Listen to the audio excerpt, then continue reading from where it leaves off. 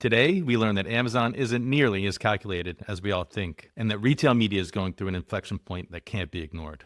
I'm joined by Jeff Cohen, Chief Business Development Officer at Sky. Jeff spent the last few years as the principal evangelist at Amazon Ads, as that business grew from $37 to over $60 billion. He's lived every chapter of the e-commerce story, and now he sees an inflection point most people are just starting to write about. We dig into why retail media is at a tipping point and how brands can see the full picture across hundreds of channels. Please welcome Jeff.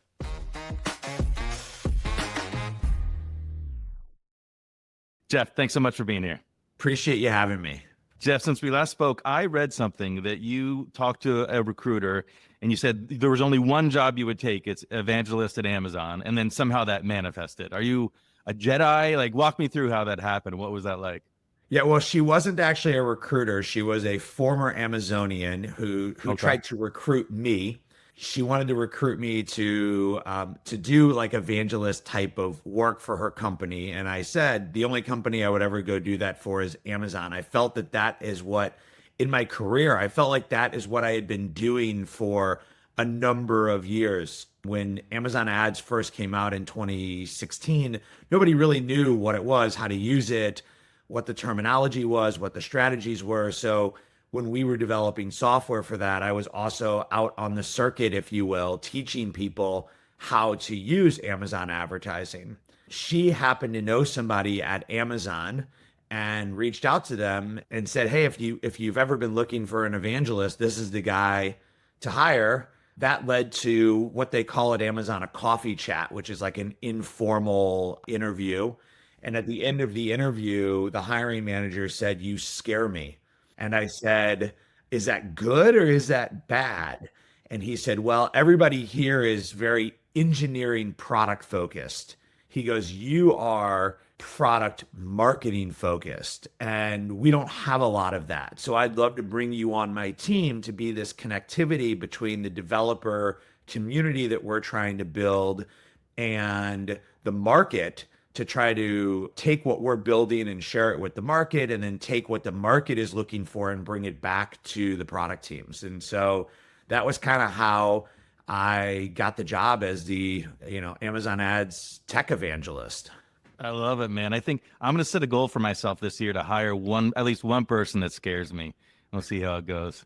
It's a very Amazonian concept where it wasn't the job that he had originally designed, but they hire good people. Well, I consider it good people. They hire good people that meet a particular bar or a level, and then they put them into roles to help them be successful. And everybody at Amazon is considered fungible, which I think is very different than how other companies work. And when you're hiring, you're looking for somebody with a very specific skill set. I'm looking for somebody who understands social media, podcast editing, or whatever it is.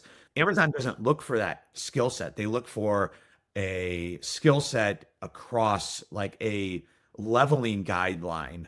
And then they believe that you can move into any type of role. So what my technical title at Amazon was, a principal business development tech, something like that. And in that role, I could have had that job under ads. I could have had that job under retail. I could have had that job under shipping if I wanted, because the skills that you use to do those jobs were the same skills. You were just applying different market conditions to them. Yeah, that makes a lot of sense. So then you're within the belly of the beast. What do people on the outside looking in, do you think they get wrong about Amazon? The one thing that I say is that Amazon isn't as calculated as people want to believe that they are. A lot of times what I've heard in all of my time is, well, Amazon wants us to do this, or they don't want us to do that, or they're trying to stop this, or they're trying to stop that. Most of the time, what we see as sellers or tech providers or brands are unintended consequences. So Amazon has a goal to increase the number of people using video, and in doing that, it may create unintended consequences that weren't initially thought of when they put that together. And so a lot of times sellers and brands see that when like Amazon goes to stop bad actors from posting paid reviews, right? They write an algorithmic formula to try to identify these reviews. They remove them and, they capture 95% of what they need, but maybe 5% of people get caught up in that. And then you have to kind of clean that up. Those small percentages at Amazon, because of the scale of the business that they have, can impact a lot of people. And so those really become unintended consequences. So that's one. It's not as calculated. I think the second one is that Amazon's systems, their ability to build rigor, to build mechanisms, and to lead with the leadership principles are not just things that were written into books. They are actually done and used and managed on a daily basis. And they really do drive every conversation that occurs within the Amazon system. And then when you were there, you saw tremendous growth, right? And now you're at this point where you decide to leave. And some people might say, Jeff, you're crazy. What the hell are you doing leaving Amazon? They're the big elephant in the room. And, I think I talk to a lot of people these days, especially with AI, like they think that they're really questioning what they're doing. They think it's going to fundamentally change.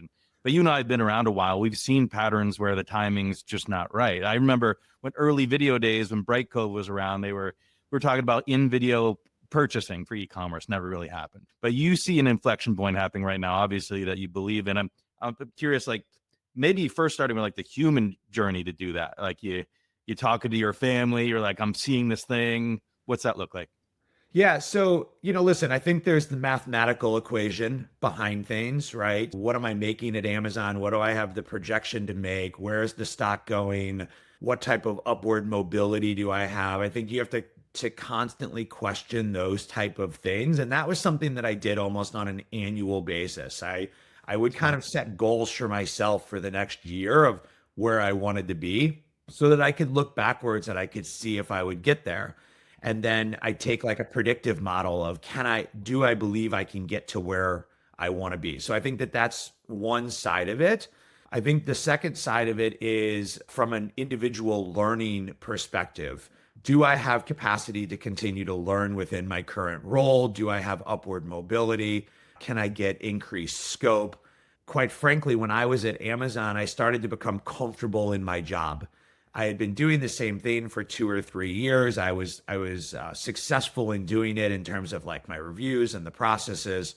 And at Amazon, when that happens, you really have two options. One is to move into another department, like I was talking about, or to change your job and your scope of work within your current role. So I knew some kind of change was going to happen.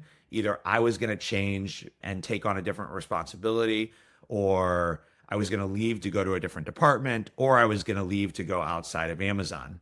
I decided at that point that I really wanted to kind of look at the market. Being in the role that I was in, I had this really interesting view where I was able to work with hundreds of technology companies, thousands of agencies, and really get this sense of where the market was going.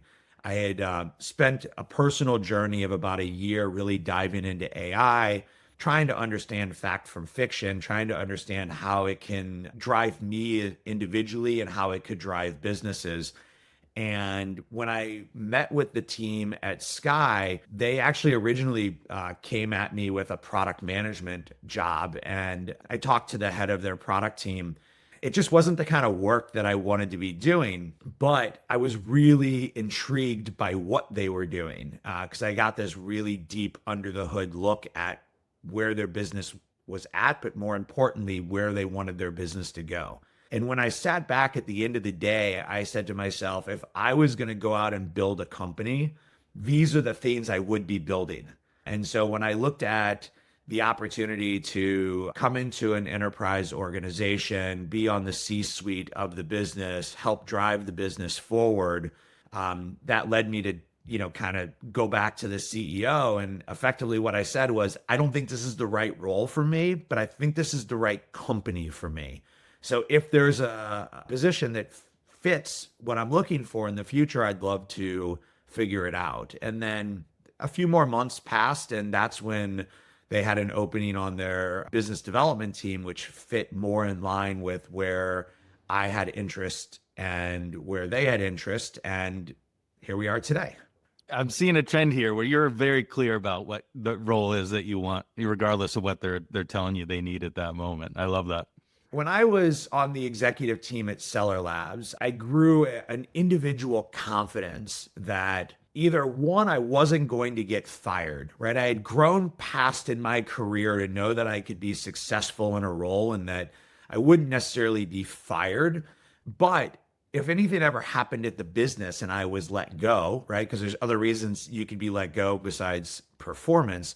I knew that I had a really nice safety net within the market through the connections that I made that would help me find another job. And that is an unbelievable level of confidence that you have when you go into your next conversation because you don't need what they're offering, you don't need what they're paying, and you can start to kind of dictate those rules of what you're looking for. And I understand that's a maturity that you get to within your career.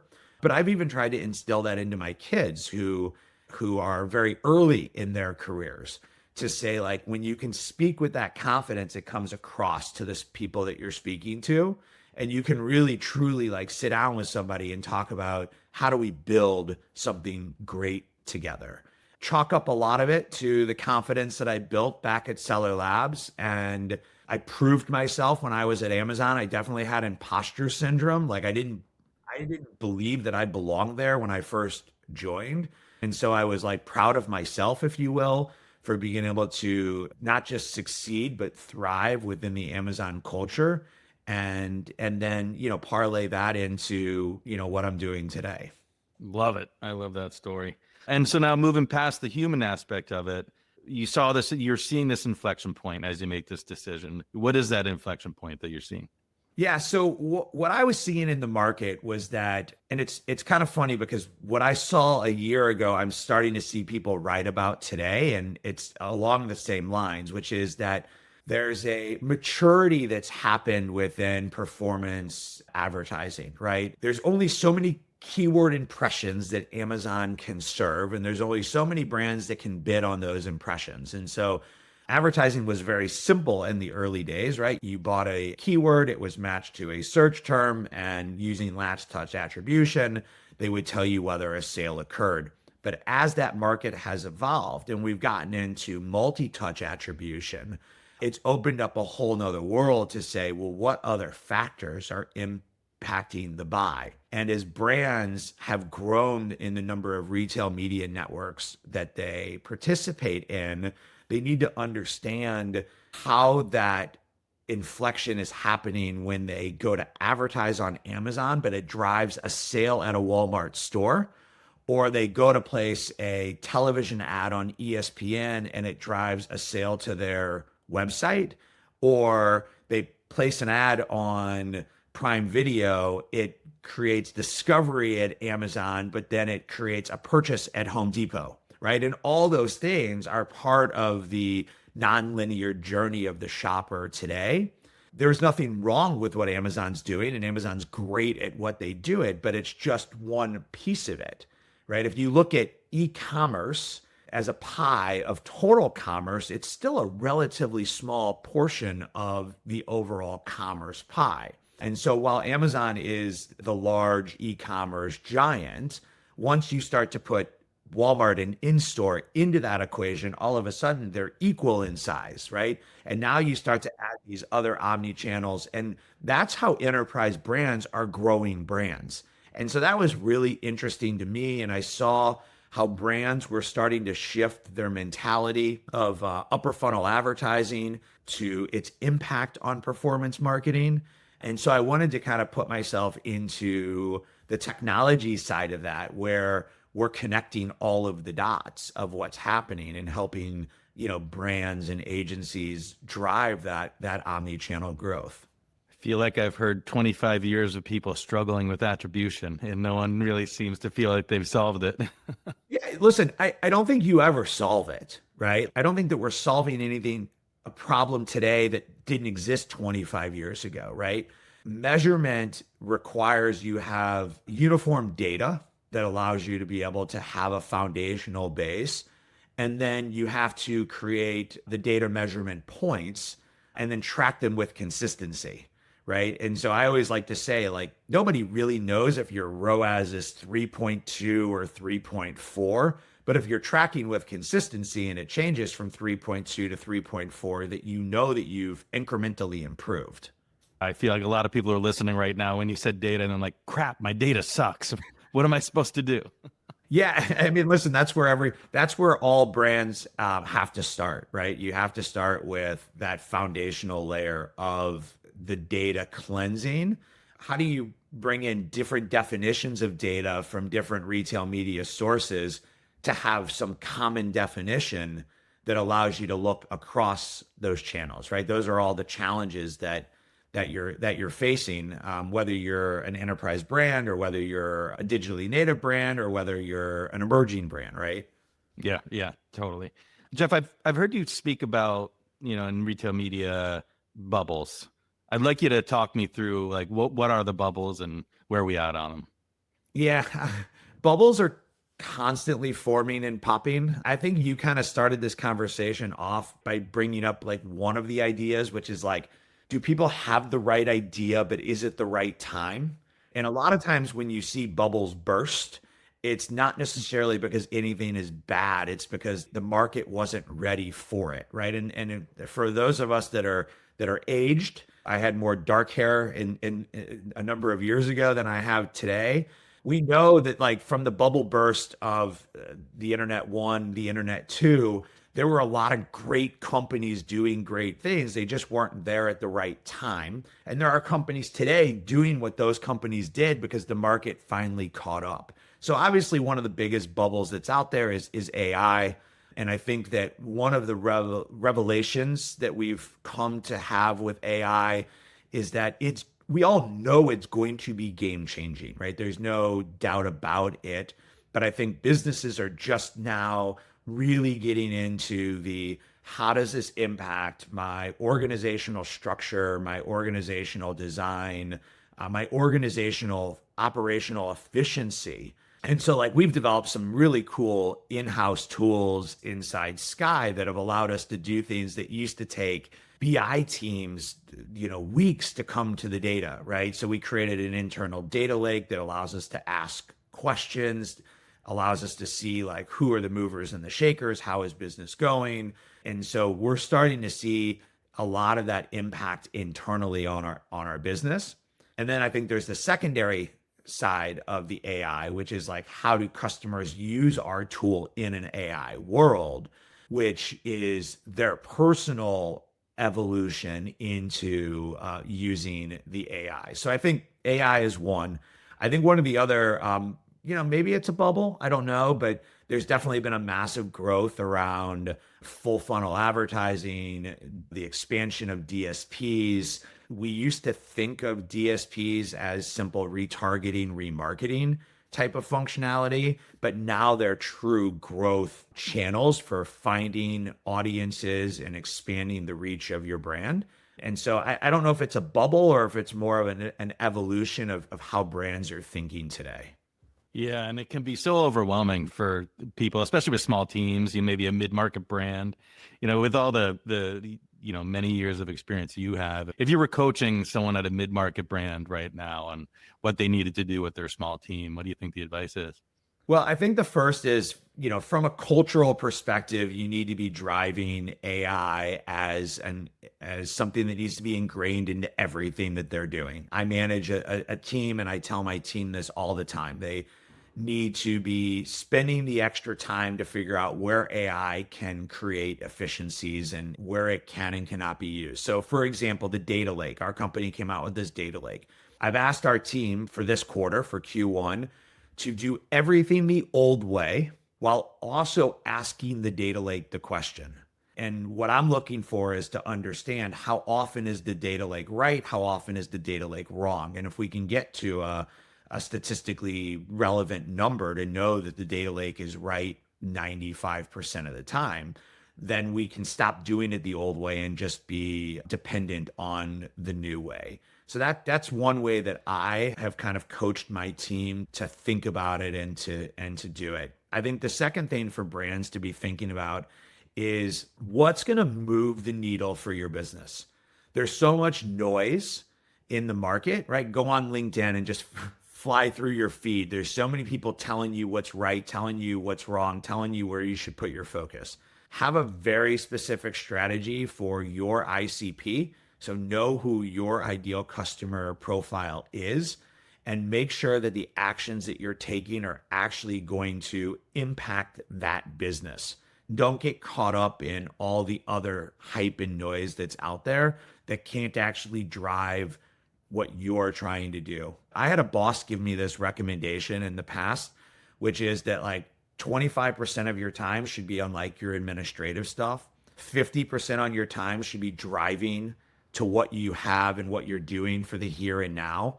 And 25% of your time should be working on kind of the future, right? Because if you're not planting the seeds for the future revenue or the future growth, then you're never going to get around to actually getting to them. Yeah, and it could be horrifying if you just allow yourself to get sucked into the LinkedIn feed and you try to go sleep at night. You're like, I'm not doing enough. Everyone's doing it better than I am. I'm a failure. It's like, what I do find though, that point of the parallel path thing, there's a lot of that going on right now, right? Like, I know even with some of our clients that are hip resistant to things, we might just on our own time do the same thing that they're doing in parallel, but just do it with AI, right? And then you can hand it to them and say, hey, look what we did. And now all of a sudden the hesitation's gone right now. But I don't know about you, but I'm finding a little bit frustrating in that, like, I pop back and forth between every different model I possibly can every day, right? And like this week, for whatever reason, Gemini's junk, and all of a sudden Claude is way better, and I don't know what's going to happen next week. How do you personally kind of manage keeping your finger on that? So Sky is a Google shop, so therefore, like, I've learned to use Gemini because it's ingrained into everything that we do, whether I it's take back what I said then, Jeff. I'm sorry. yeah, well, listen, like, I don't disagree with you. There are at times that you'll copy and paste something out of Gemini, put it into Claude, and get a different response. I personally have narrowed it down to two. I use Claude, where I'm learning to kind of build, I don't remember what they call them, but like you can build projects, bring in connectors. You can do all that in Google as well. I just kind of feel like Claude is a little bit of a better system for me. And Claude is kind of attached to all my personal stuff. And then the Google is attached to all my work stuff. So I don't write emails anymore. I go into Gemini, I click that little icon, I throw in all of my notes of what I want it to say, and then I let it generate the first version for me. And then using that, I then tweak it. Now, I wish that it would have some memory behind it, so I didn't always have to tweak some of the things that I feel like I'm always tweaking, which is what you do get with like Claude, because I can build out more of a memory-based system. But that's how I've tended to use it in terms of those larger systems for like personal use. And then for what it's worth, I do it for all my personal stuff too. So I mentioned that I have kids. My kids are in college. I had my kids send me all of their syllabus. And I created, like, this is the first way I learned how to do some of this stuff. I took all of their syllabus and I put them into one project on Claude, where I was then able to ask it questions like, when are teachers available for office hours? When are my tests? When can I come home for winter break? Like all those types of things, where I now have this like database that I can ask questions to versus these like 8 different PDF sheets that I had before. And you just kind of start to learn on some of those personal things that you're like, oh, wow, that's really easy. That was really nice. And now how do I apply that into like my work world? Yeah. The personal to well, that's a fun project. The personal to work makes a lot of sense. I've been using it for nutrition and fitness, and I think I've over prompted it because it's now really passive aggressive and snippy towards me. But getting back to the future, I think we're going to see a lot of normalization of all these models over the next year or so. And if we look at retail media, like fast forward 3 years from today, where do you see things? How different are things in 3 years? Yeah, I mean, most of the retail media providers that are out there are all, I like to call it, they're pushing their plus series. So whether it's PMax or Brand Plus or Performance Plus or their AI Max, right? They all kind of have their own versions of this where they want their technology to add the context to what you're trying to do to determine where your ads go. Now, we as marketers have shied away from wanting that to be our primary driver for our advertising. And the reason why is because we feel like it doesn't give us control, right? A lot of advertisers have worked under the confines of control. And so like that's where like a tool like Sky starts to come in, where Sky is saying, hey, we're going to work with these tools. And you have to work with these tools because these tools are what are driving Rufus ads and Sparky ads and Gemini ads, right? That's what's driving them. So you have to participate in them, but can you add some layer of intelligence to it where you're still maintaining your budgets, you're managing the return on investment that you're looking for, you're taking the cross-functional, output of what's happening and bringing that in to give it additional context. Yeah, that makes a lot of sense. I'm excited for our future. I'm optimistic. Jeff, I could talk to you all day about this. I've got 2 fun questions for you to finish. So, Yeah. I know you're a whiskey guy. Yeah. So if Amazon is a whiskey and Sky is a whiskey, which one's which? Oh, wow. That's a really great question. So I would probably say Amazon is probably more like 16, right? It's a deeper aged, a nicely finished. I think Sky is probably, I don't know if you followed like the Bardstown Mm-hmm. line, but where you can have this really great blended product, but then you can have it finished in the Prisoner or the Silver Oak, where Sky's kind of giving you these different flavors that would give you different, reasons to want to enjoy it in different ways. I love that. That makes a lot of sense. And then the last is, through your many years of experience in life and work, what's the best advice you've ever received? I'm going to say that it was a lesson that I learned in my first job as an intern. Always be truthful and honest about the mistakes that you make. As an intern, I had to do a mail merge. For those people that are too old, that's where you used to take your CRM and then Excel and you put it together so that it put everybody into the letter correctly and into the envelope. And I was doing like a mailing campaign. About a week or two after the mailing campaign went out, I got some return mail and I realized I had never printed the letter on company letterhead. I did not sign the owner's name on the letter. And I went to my boss and I brought this up to her and she goes, it's okay, don't worry about it. And I felt really guilty. So I went into the owner's office and I told him what I did. And he said to me, he goes, listen, you're going to always make mistakes. Mistakes are part of how you're going to grow. It's more about learning from the mistake that you made. And by the way, if I had known that you knew that you made that mistake and you lied to me and you covered it up, I'd fire you. Nice. And that has stuck with me like my whole career, that like we were talking about having confidence and things like that. Like be open, be honest. Like failure is not a bad word, right? Own mistakes when you make them, learn and be able to demonstrate how you're going to not make that mistake in the future. Because at the end of the day, right, baseball players make millions of dollars for hitting, 2.5 out of 10, out of 10 times, right? So we're not supposed to be perfect. Yeah. Oh, I love that. Yeah. Builds more confidence in yourself, and people around you have more confidence. Love it, Yeah. Jeff. Thanks so much for being here. Really appreciate it. Appreciate you having me.